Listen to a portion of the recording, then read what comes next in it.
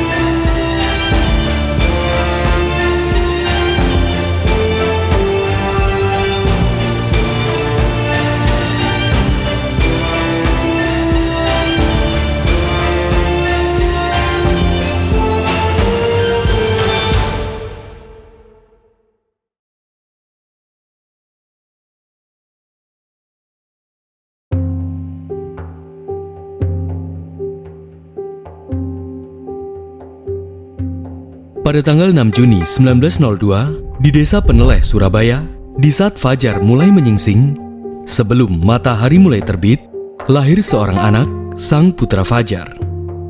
Dialah Kusno Sosro Soekarno, anak dari pasangan Raden Sukemi Sosrodihardjo dan Idayu Nyomanrai Sariben. Berbeda dengan kebanyakan rakyat pribumi yang miskin, yang hidup susah dan tertindas oleh penjajahan Belanda, Kusno yang memiliki keistimewaan sebagai anak seorang priai dapat menempuh pendidikan di sekolah milik Hindia Belanda. Pada tahun 1908 misalnya, Kusno memulai pendidikannya di HIS, Holland Inland School di Mojokerto. Dan kemudian pada tahun 1913, ia melanjutkan pendidikannya di ELS atau Europe Leger School. Atas usaha keras Pak Sukemi, Soekarno berhasil masuk sekolah Belanda kelas 1 atau Europees Lager School di Mojokerto. Tidak berbeda dengan anak-anak lain, Soekarno melewatkan masa kecilnya dengan bermain-main, mandi di kali, berkelahi, memancing ikan dan menonton wayang. Sejak kecil, Kusno yang kemudian berganti nama menjadi Soekarno dikenal sebagai sosok anak yang pemberani, bahkan juga dikenal sebagai anak yang suka memberontak. Diketahui, ia pernah berpacaran dengan seorang gadis Belanda. Padahal, kala itu, pribumi yang berhubungan dengan orang Belanda sangat dilarang. Ayo, zoeken sandali Bapak.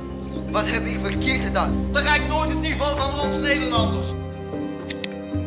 Di umur yang sudah menginjak 15 tahun, sang ayah memindahkan Soekarno ke Surabaya, tempat tinggal sahabat karibnya yakni Cokro Aminoto, pemimpin organisasi Sarekat Islam. Di rumah Cokro inilah Soekarno tinggal. Di sana, ia bertemu dengan para tokoh-tokoh yang kelak akan menjadi tokoh besar seperti Semaun, Alimin, Abdul Muiz, Darsono, Kartosuwiryo, hingga Musuh. Gus, Iya, Pak. rumah ini tempat untuk saling bertanya. Alkisah, suatu hari, di saat para tokoh-tokoh itu berdiskusi tentang sebuah ideologi serta perjuangan melawan penjajah, Soekarno sering melihat dan bahkan mengikuti diskusi itu dengan semangat yang membara. Sejak itulah, Soekarno mulai banyak membaca buku tentang ideologi-ideologi barat seperti nasionalisme, sosialis, hingga marxisme. Cokro Aminoto adalah ketua Partai Serikat Islam yang beranggota 2,5 juta orang. Di masa itulah Soekarno mulai bersentuhan dengan dunia pergerakan kemerdekaan Indonesia. Di luar jam sekolah, dengan setia ia mengikuti Pak Cokro dalam kegiatan propaganda Serikat Islam.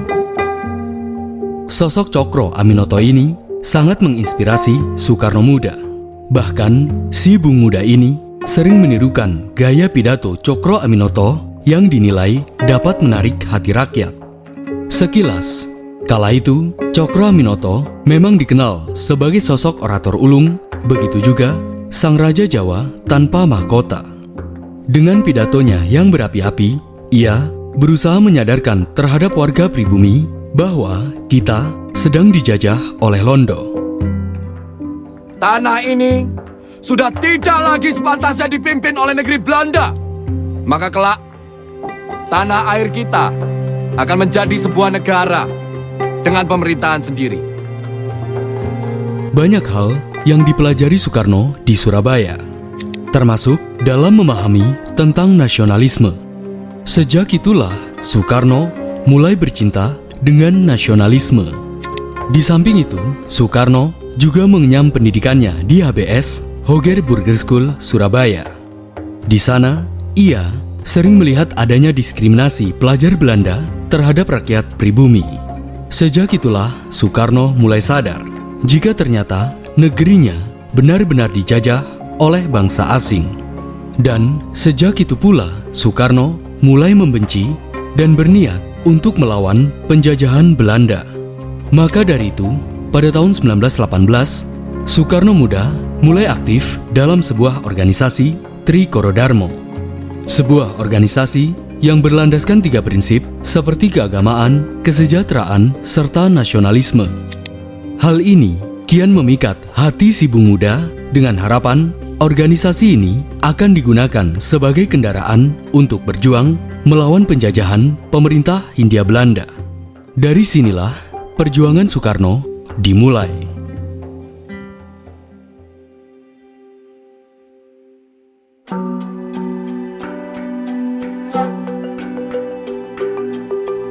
Selama di dalam organisasi, Soekarno sangat gemar menulis.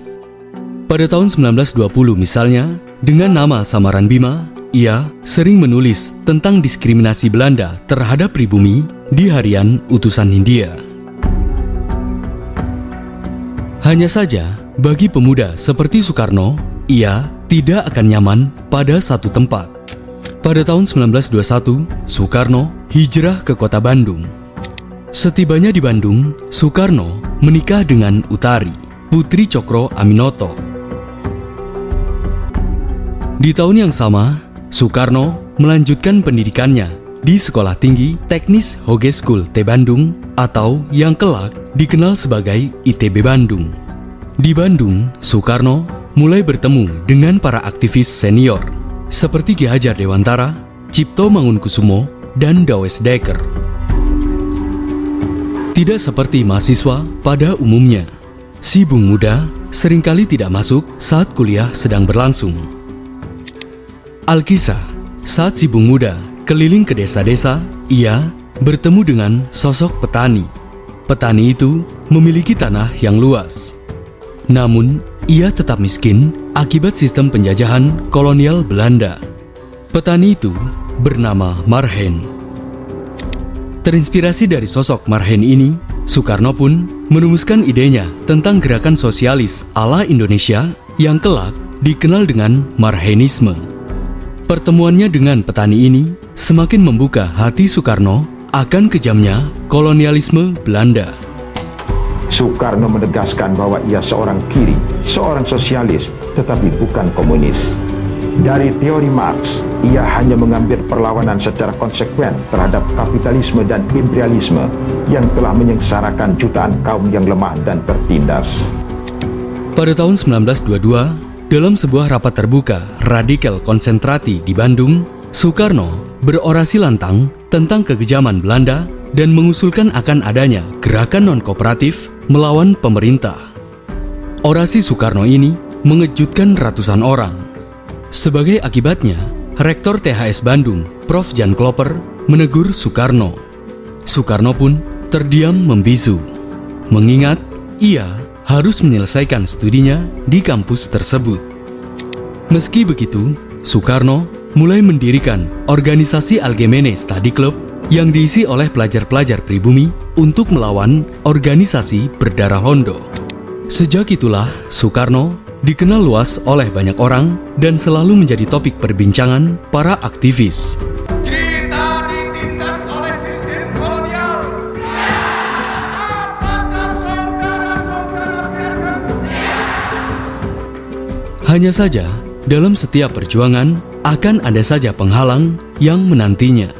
Namun, hal inilah yang akan menjadi pelajaran yang sangat berharga bagi sosok si Bung Muda.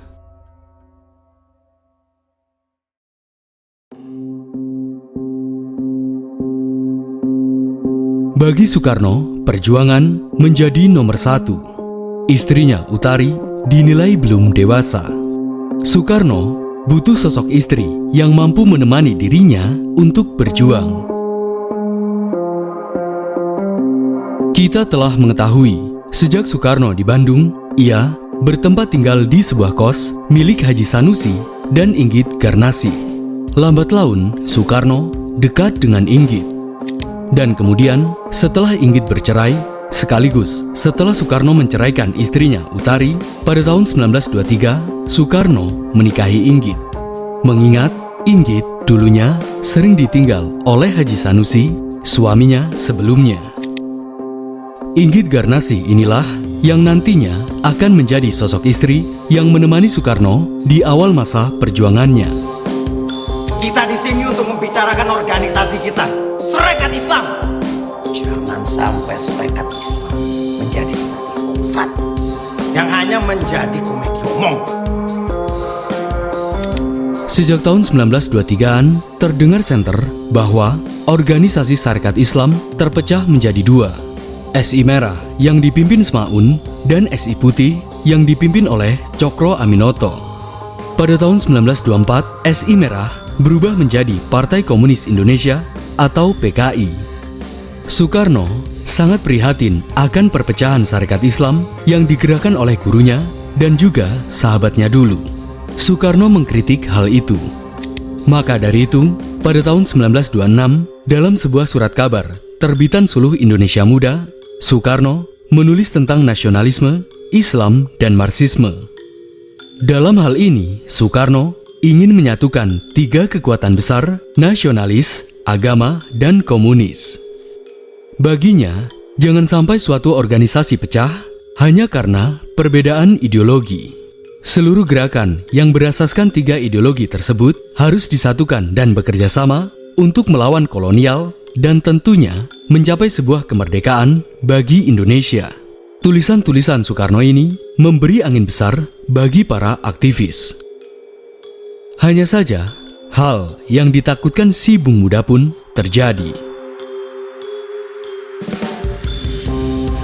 Pada bulan Desember 1926, Partai Komunis Indonesia atau PKI melakukan pemberontakan di Banten dan Sumatera Barat. Hanya saja, mudah bagi pemerintah Belanda untuk menumpas pemberontakan PKI.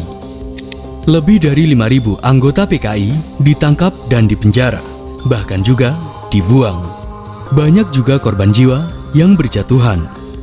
Soekarno sudah memprediksi jika gerakan perlawanan dilakukan dengan cara radikal, sama saja kita menggali kuburan bagi kita sendiri. Pemerintah Hindia Belanda tidak akan membiarkan kejadian ini terulang lagi. Siapapun yang menentangnya, penjaralah jawabannya. Akhirnya, PKI pun dibubarkan. Akibat dari pemberontakan ini, berbagai organisasi pribumi pun mulai melemah. Mereka takut jika akan dimangsa oleh pemerintah Hindia Belanda.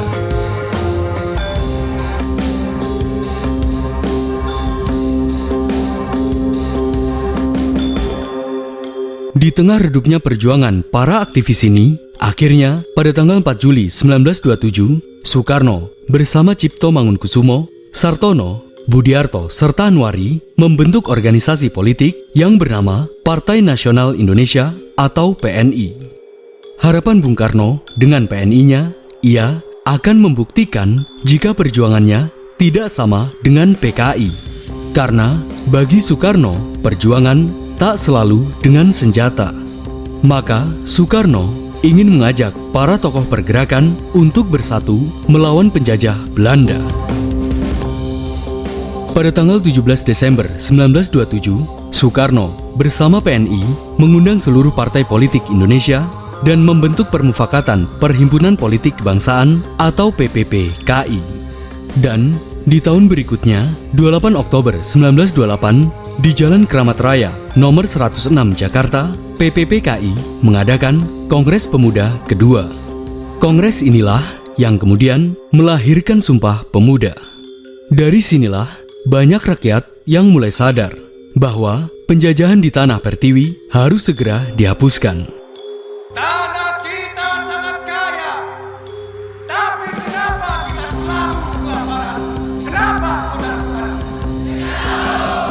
Ini dikarenakan kita ditindas oleh sistem kolonial. Apakah saudara-saudara biarkan? Soekarno bersama PNI semakin vokal dan dengan cepat menjadi sebuah kekuatan politik yang tentunya akan menjadi ancaman baru bagi pemerintah kolonial Belanda.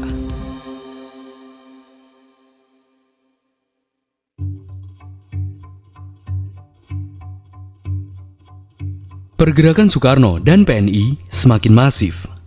Bahkan, Soekarno mulai menulis dan menyebarkan propaganda melalui koran-koran dan pamflet. Hal ini tentunya membuat pemerintah Hindia Belanda mulai khawatir. Pemerintah Hindia Belanda mulai mencium benih-benih perlawanan dari Soekarno. Akhirnya, pada bulan Desember 1929, saat Soekarno dan beberapa anggota PNI berada di Yogyakarta, mereka ditangkap oleh polisi Hindia Belanda. Tak lama kemudian, Soekarno dipenjara di Bancai, Bandung. Ketika menjalani persidangan, Soekarno menyampaikan sebuah pledoi terkenalnya yang berjudul Indonesia Menggugat. Dalam pledoinya, ia mengungkapkan tentang bagaimana kejamnya sistem penjajahan yang dilakukan Belanda. Semua yang hadir dalam persidangan terdiam membisu. Kami tidak bersalah. Bagi para aktivis, pledoi Bung Karno ini sangat memotivasi mereka untuk selalu berjuang tanpa henti melawan Belanda.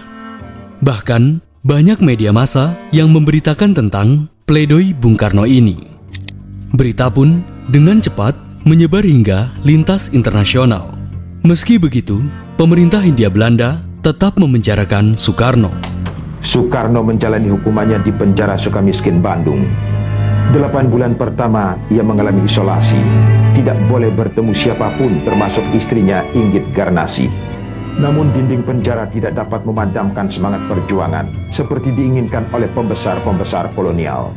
Dengan berbagai cara, Soekarno berhasil menghubungi kawan-kawan seperjuangan melalui Inggit Garnasi, sang istri yang setia. Pemenjaraan Bung Karno ini tentunya mengakibatkan redupnya pergerakan para aktivis. Bagaimana mungkin? Kala itu, Bung Karno memang dikenal sebagai simbol perlawanan. Pergerakan mulai redup, begitu juga PNI. Pemerintah Belanda berupaya untuk membubarkan PNI. Dan benar saja, pada tanggal 25 April 1931, PNI terpecah menjadi dua.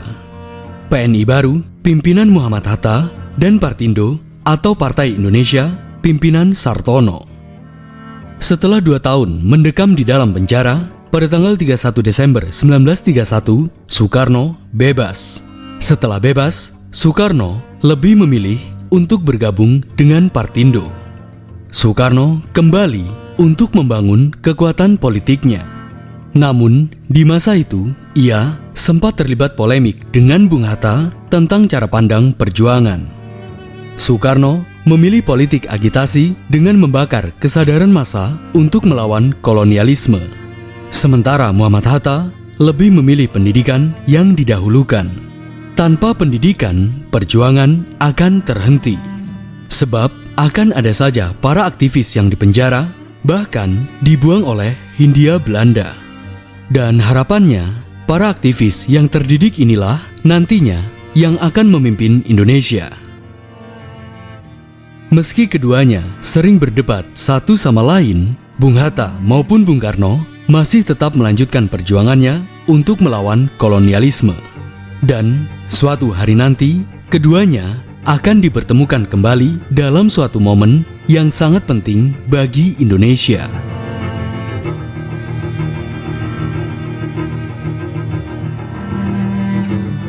Sekalipun pernah dipenjara, Soekarno terus-menerus menyuarakan kemerdekaan bagi Indonesia.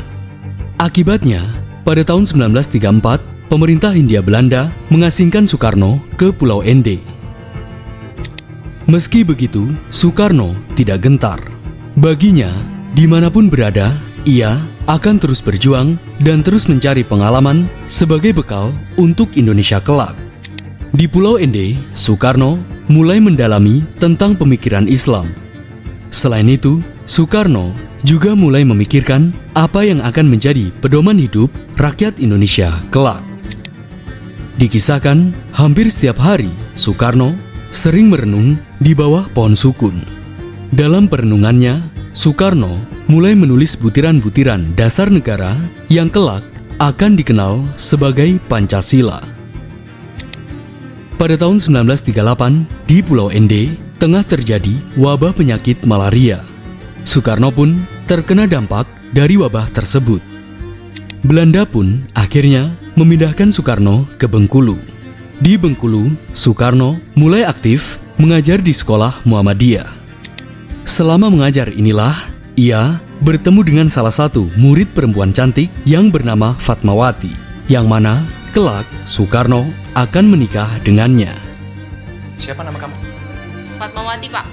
Bapak Fatmawati bekerja di perusahaan Belanda dan dipecat hanya karena dia anggota Muhammadiyah. Selain aktif mengajar, ia juga sering menuliskan pemikiran-pemikirannya tentang keislaman di majalah Panji Islam yang terbit pada tahun 1940. Namun, tulisan ini mendapat kritikan dari beberapa ulama besar seperti Haji Mahfud Siddiq, Muhammad Natsir, dan lain-lain. Satu hal yang pasti, Soekarno tengah mengetahui jika kondisi dunia sudah mulai bergeser. Jerman mulai menyerang wilayah blok sekutu, dan Jepang mulai bergeser ke blok poros. Ia tidak akan melawan pemerintah Hindia Belanda dengan habis-habisan, karena Soekarno tahu Belanda akan pergi dari tanah airnya. Dan tentunya Soekarno harus mempersiapkan segala sesuatunya untuk melawan sang penjajah baru yang kelak akan mengaku dirinya sebagai saudara tua, yakni Dai Nippon.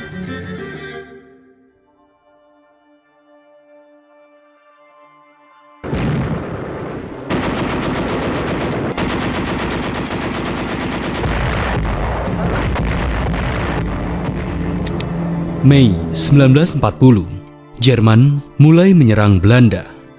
Sontak, sebagian besar militer Belanda di Hindia Belanda dikerahkan ke Belanda. Sisanya akan menjaga wilayah Hindia. Within 5 short days, Holland had been overrun by the German war machine. We are working in the closest harmony with Italy and Nazi Germany. Of course, we shall have the Dutch East Indies. Kondisi ini tentunya menjadi angin besar bagi para pemuda pergerakan. Begitu juga bagi Bung Karno. Satu sisi, ini adalah kesempatan. Namun, di sisi lain, ternyata di tanggal 7 Desember 1941, sebanyak 360 pesawat tempur Jepang menghantam Pearl Harbor, markas besar Angkatan Laut Amerika, sekaligus sebagai pintu masuk ke Asia. Tentunya, peristiwa ini menjadi tanda jika Jepang akan menginvasi Indonesia. On December 8th, the Japanese attacked the British colony of Malaya. On December 10th, they landed on the Philippines. The Japanese armies continued driving south, crushing Western colonial forces in their path. They occupied French Indochina and took the British bastion of Singapore. Hanya beberapa hari di bulan Januari 1942, Jepang sudah memasuki wilayah Tarakan.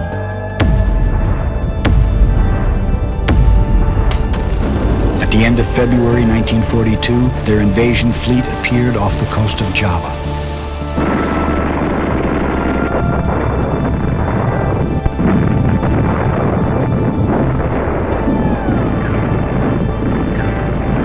Satu Maret 1942, puluhan ribu pasukan Jepang, pimpinan Jenderal Hitoshi Imamura, sudah menguasai seluruh wilayah Indonesia, termasuk Jawa. Memang, Belanda sudah menyerah kepada Jepang. Hanya saja, mereka tidak akan menyerahkan Soekarno sebagai tokoh yang penting kala itu. Mereka tahu, jika Soekarno pasti akan dicari Jepang demi kampanye militernya. Oleh karenanya, Belanda membawa Soekarno dan keluarganya dari Bengkulu yang rencananya akan dipindahkan ke Australia. Namun, pada bulan Juli 1942, militer Jepang dengan cepat dapat menemukan Soekarno.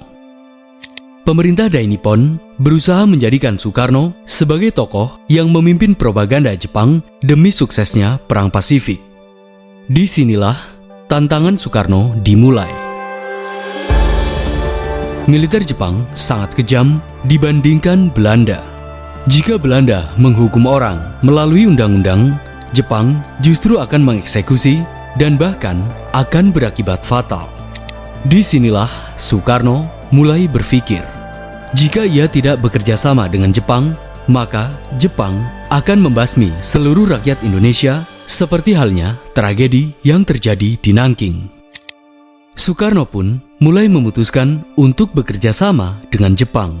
Hal ini juga disetujui oleh Muhammad Hatta, Ki Hajar Dewantara, hingga Buya Hamka. Hanya saja, golongan pemuda seperti Syahrir, Amir, Khairul Saleh, Wikana, dan lain sebagainya menentang hal itu. Bagi mereka, rakyat Indonesia harus melawan fasisme Jepang. Namun, Soekarno menepisnya. Pasalnya, rakyat Indonesia tidak punya militer, tidak memiliki persenjataan, apalagi juga tidak memiliki pengalaman bertempur. Hal ini tentunya justru akan mengakibatkan korban yang lebih banyak. Perdebatan memang berlangsung cukup panjang. Sepertinya pilihannya cuma satu, bekerja sama dengan itu. Kejam dan akan bertindak seenaknya. Kita bisa memastikan mereka untuk tidak melukai rakyat kita, Syahrir. Aku sudah melakukan itu di Sumatera. Akhirnya, Muhammad Hatta membagi tugas. Golongan Soekarno atau golongan tua akan bekerja sama dengan Jepang dan bernegosiasi untuk diberikan kemerdekaan. Dan golongan muda akan bergerak di bawah tanah. Hanya saja, selalu akan ada yang dikorbankan.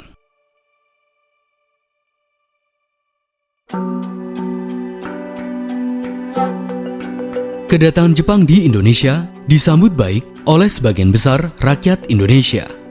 Dengan propagandanya 3A, Nippon Cahaya Asia, Nippon Pelindung Asia, Nippon Pemimpin Asia, Jepang mengaku dirinya sebagai saudara tua. Padahal, propaganda itu hanya demi kepentingan perangnya melawan sekutu. Hanya saja, propaganda ini tidak maksimal. Akhirnya, pemerintah Nippon meminta kepada Soekarno dan para pemimpin lainnya untuk membentuk suatu organisasi untuk menggalang massa pendukung Nippon. Sebagai imbalannya, suatu hari nanti, Nippon akan memberikan kemerdekaan kepada Indonesia. Para pemimpin menyetujui hal itu. Akhirnya, pada tanggal 16 April 1943, Soekarno, Ki Hajar Dewantara, Mas Mansur, dan Muhammad Hatta membentuk organisasi PUTRA atau Pusat Tenaga Rakyat. Jawabnya haruslah, aku seorang putra. Oleh karena aku tidak mau bernama anak yang durhaka. Putra! Putra! Putra! Hidup putra! Nippon mempropagandakan putra sebagai suatu organisasi pengabdian kepada kaisar demi kesuksesan melawan sekutu. Namun, ternyata Jepang hanya menggunakannya sebagai tangan panjang untuk merekrut rakyat agar ikut kerja paksa atau romusa. Soekarno sangat mengetahui jika kerja paksa ini akan mengakibatkan korban jiwa. Namun, daripada melawan yang dinilai akan mengakibatkan lebih banyak korban jiwa, Soekarno dengan berat hati menyetujui adanya romusa. Akhirnya, dari desa ke desa, romusa dipropagandakan. Bahkan, Soekarno dengan pidatonya yang berapi-api juga mempropagandakan romusa.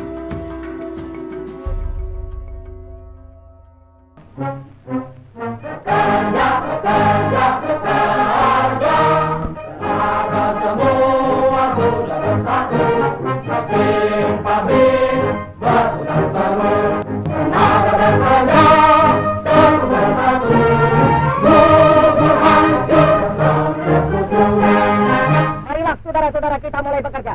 Sekarang tepalkan saudara punya tangan semuanya. Mari kita dengungkan bersama-sama semboyan kita. Tirukan perkataan saya.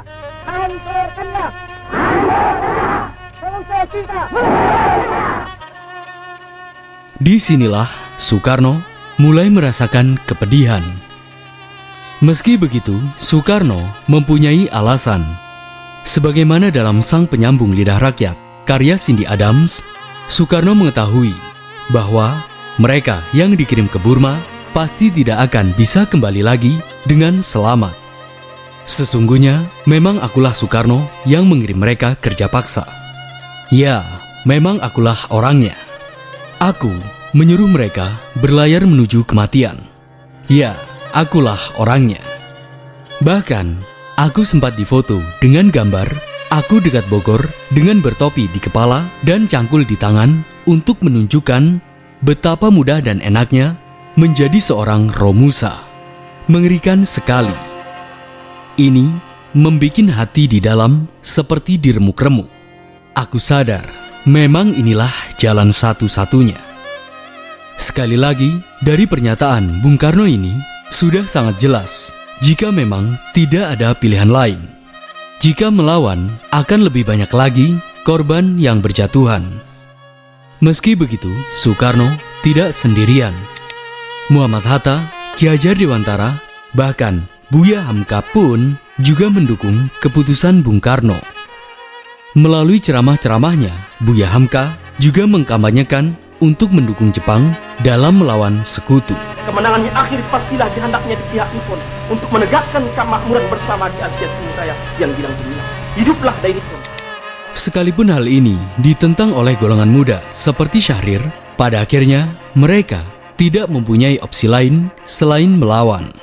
Pada tahun 1943 misalnya, salah satu aktivis pemuda, Amir Syarifuddin, ditangkap karena melakukan perlawanan dan bahkan diancam akan dieksekusi. Hatta dan Soekarno turun tangan dan bernegosiasi dengan Jepang agar para aktivis yang ditangkap hukumannya diringankan.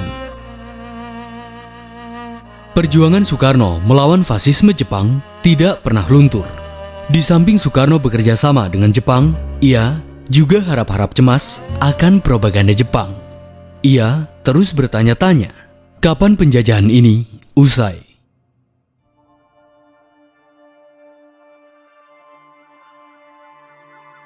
Di akhir tahun 1942, Jepang sudah mulai mengalami kemunduran dalam Perang Pasifik.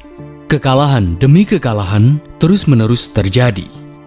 Pemerintah Nippon pun memanggil Soekarno dan Hatta. Nippon mengajukan permintaan agar rakyat Indonesia dilatih militer untuk kepentingan Perang Pasifik. Sebagai imbalannya, Nippon akan memberikan kemerdekaan Indonesia. Awalnya, Soekarno menolak. Setelah berdiskusi panjang, akhirnya Soekarno menyetujui hal itu. Atas inisiatif Gatot Mangkupraja, pada tanggal 3 Oktober 1943 dibentuklah Satuan Militer Pembela Tanah Air atau yang kita kenal sebagai PETA. Harapannya, PETA akan dikerahkan dalam perang jika sekutu menyerang Indonesia. Bagi Soekarno, suatu hari PETA akan bisa difungsikan sebagai militer Indonesia jika Indonesia sudah merdeka. Namun, Jepang tak kunjung memberikan kemerdekaan kepada Indonesia. Tetapi, pada tanggal 8 September 1944, Jepang memberikan kewenangan kepada Indonesia agar mengibarkan bendera merah putih meski hanya di Jawa saja.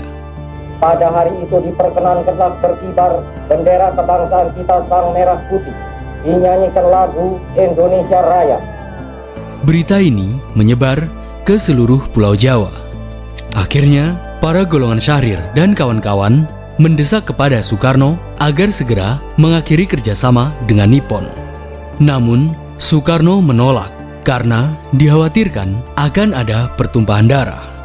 Baik Hatta maupun Soekarno hanya ingin kemerdekaan yang selamat.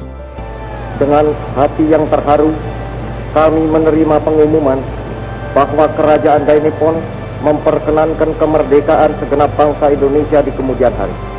Tennoheka, Banzai! Banzai! Banzai! Soekarno terus-menerus mendesak kepada Jepang agar segera diberikan kewenangan untuk kemerdekaan. Dan benar saja, pada tanggal 29 April 1945, Bung Karno dan sejumlah tokoh dipercaya oleh Nippon untuk membentuk Badan Persiapan Kemerdekaan, yakni BPUPKI atau Badan Penyelidik Usaha-Usaha Persiapan Kemerdekaan Indonesia. Pada tanggal 1 Juni 1945, dalam sidang BPUPKI, Soekarno mengusulkan poin-poin dasar pendirian negara Republik Indonesia yang kini disebut sebagai Pancasila. Dan pada tanggal 7 Agustus kemudian, nama BPUPKI diganti menjadi PPKI atau Panitia Kesiapan Kemerdekaan yang diketuai oleh Soekarno. Disinilah berbagai persiapan yang menyangkut kemerdekaan mulai digencarkan oleh Soekarno dan anggota PPKI, termasuk Undang-Undang Dasar Negara atau UUD 1945. Di lain sisi, 6 Agustus 1945, Amerika meluluh lantahkan kota Hiroshima, Jepang dengan bom atom. Akhirnya, pada tanggal 8 Agustus 1945, menjelang tengah malam, Soekarno, Hatta, dan Rajiman Widyodiningrat dibawa oleh pemerintah Dai Nippon ke Dalat, Vietnam. Dan pada tanggal 12 Agustus, ketiga tokoh bangsa ini bertemu dengan Marsekal Hisaichi Terauchi, Panglima Angkatan Perang Jepang. Dalam pertemuan itu, Jenderal Terauchi menyampaikan kondisi Jepang yang sudah di ujung tanduk. Terlebih, setelah hancurnya kota Hiroshima dan Nagasaki, ia memberikan kewenangan kepada Soekarno untuk memproklamirkan kemerdekaan Indonesia pada tanggal 24 Agustus 1945 mendatang. Namun, sekembalinya ke Jakarta, justru terjadi berbagai polemik. Pada tanggal 14 Agustus 1945, Jepang menyerah tanpa syarat kepada sekutu. Berita ini pun menyebar luas hingga terdengar oleh golongan muda termasuk Syahrir. Mereka pun segera mendesak kepada Soekarno-Hatta untuk sesegera mungkin memproklamirkan kemerdekaan Indonesia. Namun, Soekarno menolak karena kemerdekaan Indonesia sudah direncanakan pada tanggal 24 Agustus. Golongan muda pun sangat muak dengan sikap Soekarno yang masih saja menurut kepada Jepang. Aku harus bicarakan ini dulu kepada Laksana. Untuk apa lagi? Untuk memastikan semua ini, Nippon masih kuat di sini. Nippon sudah kalah. Mereka masih bisa angkat senjata, Syahrir. Pada tanggal 16 Agustus 1945, Soekarno dan Hatta diculik oleh golongan muda ke Rengas Dengklok dengan tujuan proklamasi agar segera dilakukan. Perdebatan panjang pun terjadi. Padahal di tanggal itu akan ada sidang PPKI untuk membahas tentang kemerdekaan. Kalian boleh menilai aku berseberangan dengan Bung Karno dan Bung Hatta. Tapi jika kalian inginkan Indonesia merdeka, bawa mereka kembali ke Jakarta. Bawa mereka kembali. Nih. Ahmad Subarjo pun menjemput Soekarno dan Hatta ke Rengas Dengklok. Di hari yang sama, malam harinya, Soekarno, Hatta, dan Ahmad Subarjo diundang oleh Laksamana Tadashi Maeda ke rumahnya. Dengan keberaniannya, Maeda memberi jaminan keselamatan kepada Indonesia dalam memproklamirkan kemerdekaannya. Tidak butuh waktu lama, Soekarno, Hatta, dan Ahmad Subarjo menulis teks proklamasi di rumah Maeda hingga tengah malam. Dan esok harinya, pada tanggal 17 Agustus 1945, rencananya Soekarno dan Hatta akan memproklamirkan kemerdekaan Indonesia di depan rumah Soekarno di Jalan Pegangsaan Timur, nomor 56, Jakarta.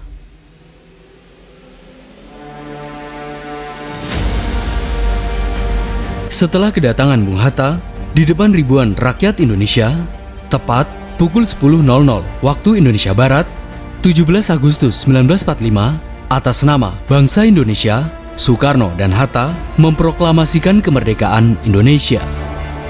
Proklamasi. Kami, bangsa Indonesia, dengan ini menyatakan kemerdekaan Indonesia. Hal-hal yang mengenai pemindahan kekuasaan dan lain-lain diselenggarakan dengan cara saksama dan dalam tempo yang sesingkat-singkatnya. Jakarta, 17 Agustus 1945, atas nama bangsa Indonesia, Soekarno, Hatta. Dengan mata yang berkaca-kaca, akhirnya Soekarno berhasil memerdekakan rakyat Indonesia.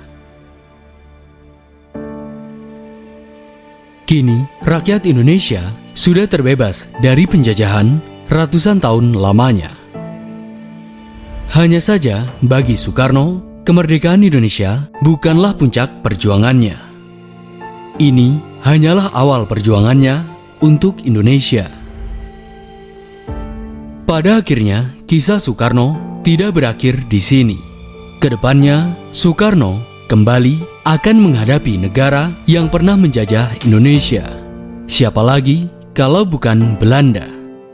Dan Soekarno akan berjuang dengan caranya sendiri menghadapi mereka. Hanya saja, bagi pemimpin seperti Soekarno akan ada saja sisi kontroversial yang menyertai dirinya. Dengan kata lain, Soekarno juga memiliki sisi kelam di balik topengnya sebagai sang proklamator. Pembasmian pemberontakan yang dinilai terlalu brutal hingga pembungkaman terhadap oposisi kian mewarnai pemerintah yang nantinya akan dikendalikan oleh Soekarno. Maka Pagal tidak mendurhakai Manila Agreement. Yang mendurhakai Manila Agreement ialah Tengku Abdurrahman Bumrah, antek daripada imperialisme. Lembah tirani yang mewarnai sendi-sendi sosok Soekarno seakan membuat kita akan terlupakan sejenak daripada sosok Soekarno yang dikenal sebagai sang proklamator. Sisi kelam sosok Bung Karno. Itulah judul yang cocok untuk episode selanjutnya. Merdeka!